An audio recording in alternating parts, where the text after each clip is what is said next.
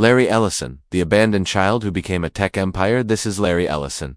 The day he was born, his mother abandoned him. Maybe that's why he never feared anything in his life. He met pain early, and that pain turned him into a relentless yet determined man. He combined his vision for software with the wounds of his past and built wealth as if avenging his poverty. This is the story of the unseen general of the tech world, Larry Ellison. Larry was born in 1944. In New York, his father was a pilot in the Air Force, but he was never around. His mother was only 19, young, fragile, and unable to care for a baby on her own. So, against her will, she left Larry with his Aunt Lillian and Uncle Louis Ellison. They gave Larry a decent home, but not a loving one. What he got was discipline, not affection. Larry didn't even know he was adopted until he was 12. He learned the truth one day when his father accidentally let it slip, and he didn't find out who his biological mother was. Until 48 years later, life, for him, always felt like something was missing, a constant search for identity. After high school, he was accepted to the University of Illinois. For the first time, his family thought, maybe this kid will turn out fine.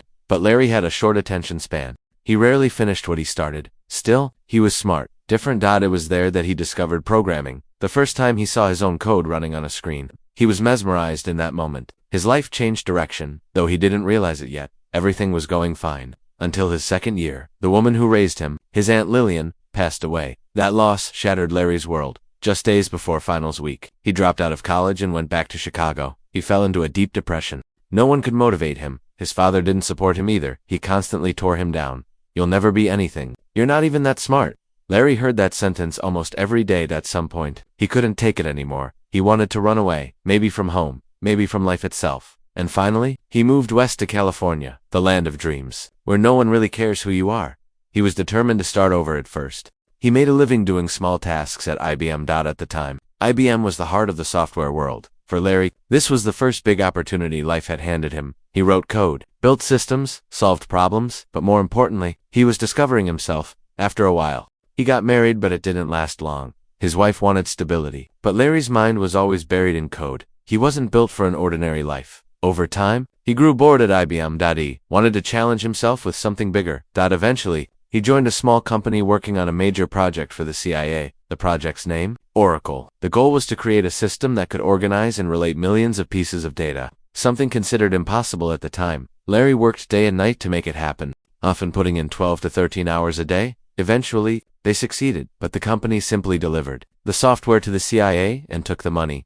Larry disagreed with that decision. He knew this software could change the world. We shouldn't just sell it, we should bring it to the market, he said, but no one listened. So, Larry quit. He took two colleagues with him, Ed Oates and Bob Miner. Together, in a small apartment, they started their own company. They called it Software Development Laboratories. Their goal was clear: rebuild Oracle from scratch. A few months later, they did it. The new version was ready. They even improved the interface, but no one believed in them. Buying software from a brand new company was a risk few were willing to take. Still, Larry didn't give up. He came up with a clever marketing trick. He renamed the product Oracle version 2. That way, people would assume the first version had already succeeded. And he added a bold slogan: greater than IBM says, it will do it. We already did, and it worked. Oracle exploded in popularity. The company grew and changed its name to Oracle Corporation by 1987. They had 4,500 customers. Their revenue doubled every single year, but growth came at a price. The rapid expansion became hard to control. In 19, an accounting scandal hit the company.